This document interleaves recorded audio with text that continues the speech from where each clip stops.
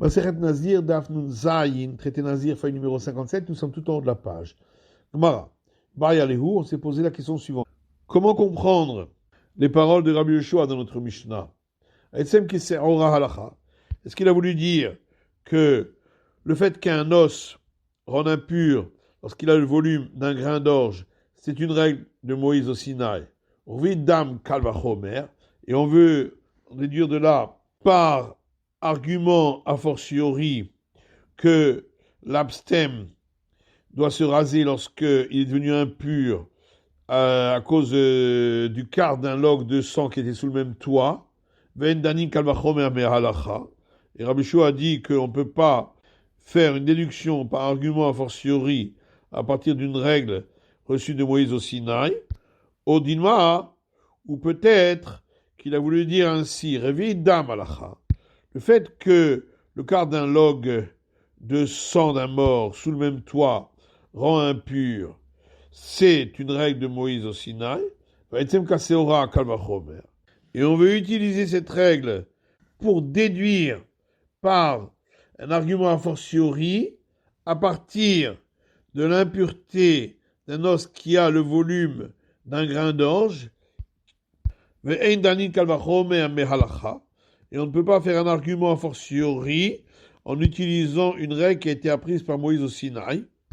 Tashma, la Gemara dit, viens, écoute. Il y a une braïta qui dit l'impureté en touchant un os qui a le volume d'un grain d'orge, c'est une règle apprise par Moïse au Sinaï.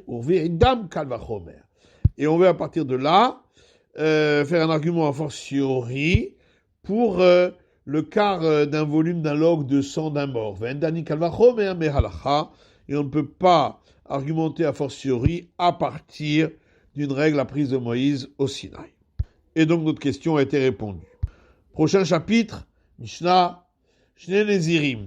Il y avait deux abstèmes. Shamal Haen Echad, auquel une personne a dit, Raïti Echad Mikem Shenitma, j'ai vu que l'un d'entre vous est devenu impur par un mort, Veni Oda Ezemikem, mais je ne sais pas lequel de vous deux, Megalchim, doivent tous les deux se raser, on mevin Korban Touma avec Korban Tahara, et apporter un sacrifice au cas où ils sont devenus impurs, et un sacrifice pour la fin de la période d'abstinence avec pureté.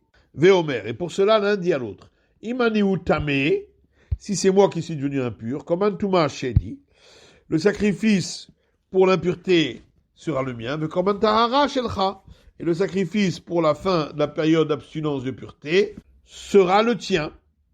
Veimani Huataor, et si c'est moi qui ai été pur, Korban Tahara Sheni, le sacrifice pour la fin de période d'abstinence de pureté sera le mien. Le Korban Touma Shelcha, et le sacrifice pour être devenu impur sera le tien. Sofrim Shloshim Yom, puis il compte encore 30 jours pour l'abstinence. Ou Mevin Korban Tahara, ils apportent à nouveau un sacrifice pour fin de période d'abstinence de pureté. Veomer, et l'un dit à l'autre, Imani Watame, si c'est moi qui suis devenu impur, Korban Touma Sheni, le sacrifice de pureté qu'on a apporté, c'était le mien. Le Korban Tahara Shelcha, le sacrifice pour la fin de l'abstinence en pureté, c'était le tien. C'est Korban Taharati. Et voici ce sacrifice-là et le sacrifice pour ma fin de période d'abstinence en pureté. Vimani ou Atao. Et si c'était moi qui étais resté pur. Korban Tahara Sheni, le sacrifice qu'on avait offert pour la fin d'abstinence de pureté, c'était le mien. Le Korban Touma Shelcha, et le sacrifice qu'on avait offert pour l'impureté, c'était le tien. Vezé Korban Taharatra, et ce sacrifice est maintenant celui pour ta fin de période d'abstinence de pureté. Gemara, Katani Shnei Nezirim. On a donc dans la Mishnah parlé de deux abstèmes, Shama Lahem, auquel un homme a dit, Raïti Echad Mikem Shenitma, j'ai vu que l'un d'entre vous est devenu impur, Veni Oda Ezemikem, mais je ne sais pas lequel d'entre vous. Ve'amai, mais pourquoi doit-on faire cette procédure? Kol Safek Touma Birshut Hayachid. Tout doute concernant l'impureté qui est advenu dans un endroit isolé. Et on considère que il y a impureté. Mehecha Yalfinala. D'où apprend-on qu'il y a impureté? Misota. Du cas de la femme sur laquelle on avait un doute, si elle avait trompé son mari, et dans le langage du verset, on parle d'impureté, Et ça s'est passé dans un endroit isolé. Masota Boel Venivaelet. Donc on peut dire de la même manière que pour cette femme sur laquelle il y a le doute, il y avait donc deux personnes, l'homme et la femme, qui sont soupçonnés d'adultère. Avkol Safektouma Mirshutayachid. Pareil pour tout doute concernant l'impureté qui est advenue dans un endroit isolé, on dit qu'abetré. On dit que c'est impur dans le cas où il n'y avait que deux personnes. Avalachame ici, chez Nézirim, il y avait donc deux abstèmes, et celui qui était avec eux, qui a vu que l'un d'entre eux est devenu impur. Haatlata, donc ça fait trois, Vele Safektuma Bershuta Rabim. Il s'agit donc d'un doute sur une impureté dans un endroit fréquenté. Safektuma Bershuta Rabim. Et dans tout cas de doute sur une impureté dans un endroit fréquenté, se fait kotahor. Dans le doute, on considère que c'est pur. Amar Rabba Bachana répond Beomer Haïti Touma chez Nizrika Benechem. On parle ici que la troisième personne était au loin et a dit j'ai vu qu'une impureté est advenue parmi vous. Mais à cet endroit, il n'y avait que deux personnes. Amar Ravashi dit Kanami. Ravashi dit on peut aussi trouver à cela un sous-entendu dans les termes de notre Mishnah. De Katani, puisque la Mishnah dit Ve'eni yodei zemikem. Je ne sais pas lequel d'entre vous. Et il ne dit pas qu'il a oublié lequel d'entre eux. Ce qui veut bien dire que dès le départ, il ne savait pas parce qu'il était au loin. Shmarmina, donc on a bien une preuve de là. Mais Galchin ou Mevim, donc on a vu dans la Mishnah, ils doivent se raser et apporter les sacrifices. Ve'ama, et la Gemara demande pourquoi. Nimalav temeiminu. Voilà, peut-être qu'il n'était pas impur. Ve'ka'avida kafa.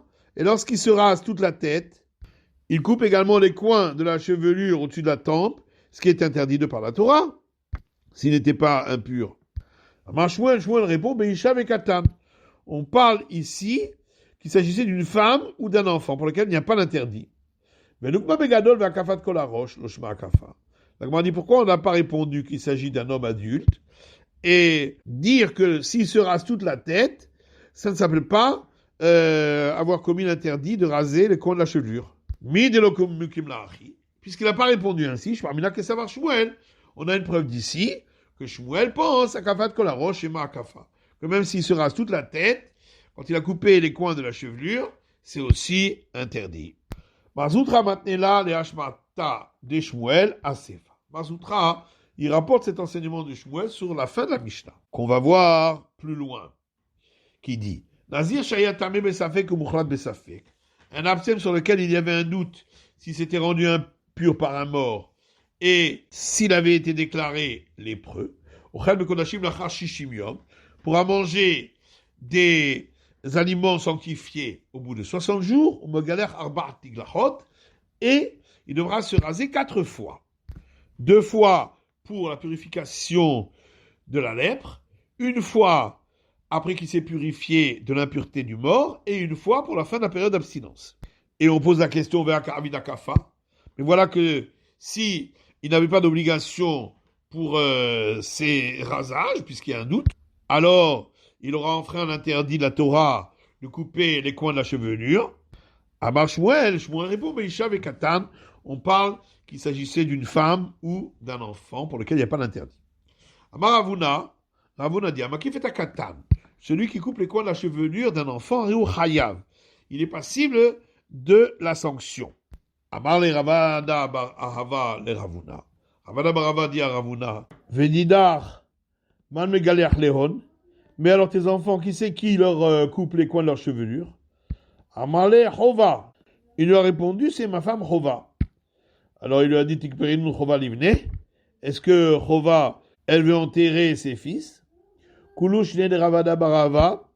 Pendant toute la vie de Ravada bar Ahava, le Kayem les a le Ravuna.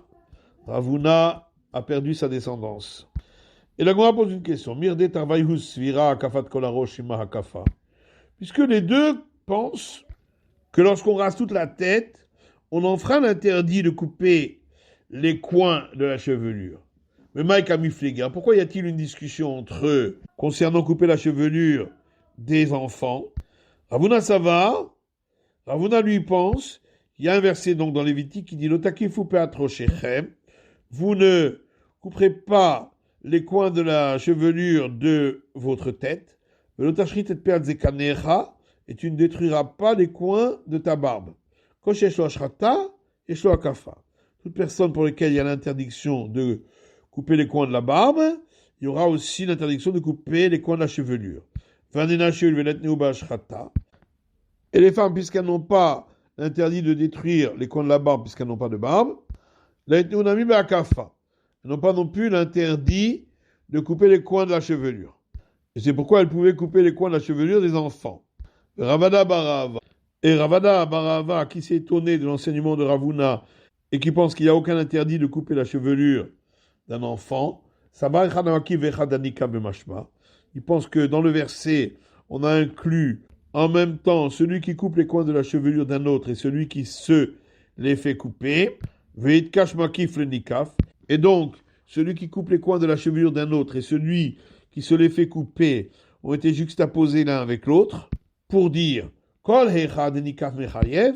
tous les cas où celui qui se fait couper les coins de sa chevelure est passible de la sanction, celui qui lui a coupé est aussi passible de la sanction. Vaikatan, par contre l'enfant, étant donné que lui-même n'est pas apte à recevoir des sanctions pour qu'il reçoive ici une sanction, celui qui lui coupe à lui ses coins de sa chevelure ne recevra pas non plus la sanction. C'est la fin de l'étude du Daf Nun Zayin, de la feuille numéro 57.